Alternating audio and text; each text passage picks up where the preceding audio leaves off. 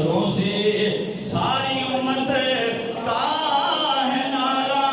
یا رسول اللہ، بڑی تحقیق سے ہم نے پکارا یا رسول اللہ۔ ذرا پڑھیے کتابوں میں فتوح شام کا قصہ، بھرا لشکر صحابہ کا پکارا یا رسول اللہ، بھرا لشکر صحابہ کا پکارا یا رسول اللہ۔ صحابہ خود کہتے ہیں نبی نے جب ہجرت فرمائی، عورتوں اور بچوں نے پکارا یا رسول اللہ، شروع سے ساری امت کا ہے نعرہ،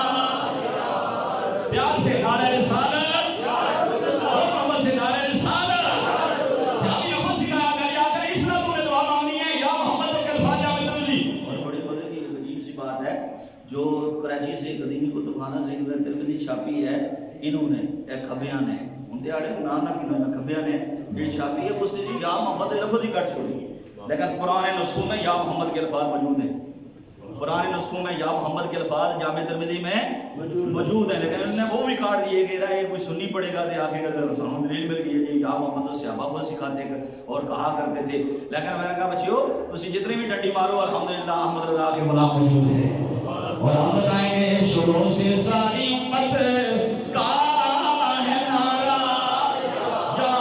رسول اللہ، پیار سے شروع سے ساری امت کا ہے نعرہ،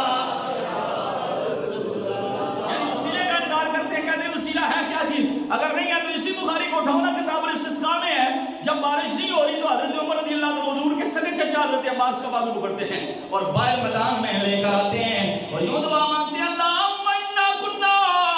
نستنصف بنبینا صلی اللہ علیہ وسلم فتسقنا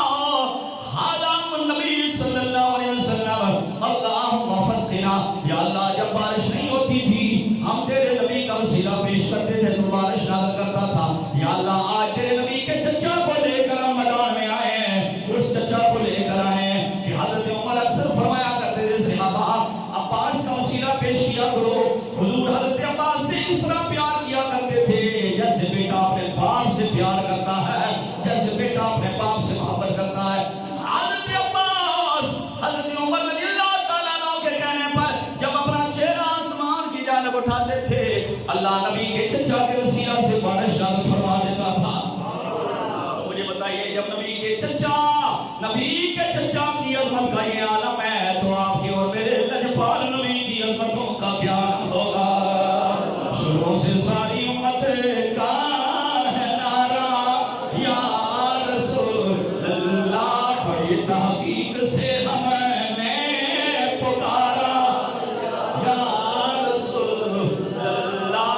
جب اس بندے نے گھر جا کر دعا مانگی، 2 رکعت نفل پڑھنے کے بعد دعا مانگی یا اللہ تیرے نبی کی جانب توجہ کرتا ہوں، یا اللہ میرا کام ہو جائے۔ اب جب وہ نفل پڑھ کر آیا وہی عثمان بن حنیف رضی اللہ تعالیٰ ملے، آپ نے فرمایا نفل پڑھے نہیں؟ کہنے لگا نفل میں نے پڑھ لیے۔ آپ نے فرمایا چل ہن مدینے، چل ہن مسجد نبی، چل ہن کاشانہ عثمان غنی کی طرف۔ جب وہ آیا تو دربار نے خود اس کو اندر لے کر گیا، خود جا کر بات کروائی۔ حضرت عثمان غنی نے چٹائی پر بیٹھ کر اس کی بات سنی، اس کا مسئلہ بھی حل کیا، وہ خوش ہو کر گیا، عثمان بن حنیف سے ملا اور ان سے کہنے لگا اے عثمان بن حنیف کیا آپ نے عثمان غنی سے بات کی تھی؟ میرا کام انہوں نے کر دیا، اتنے مہینے میں چکر لگاتا رہا لیکن میرا کام نہیں ہوا۔ آپ نے فرمایا میں نے بات کوئی نہیں کی، یہ رسول اللہ کے وسیلہ کی برکت ہے، جس نبی کا تو نے وسیلہ پیش کیا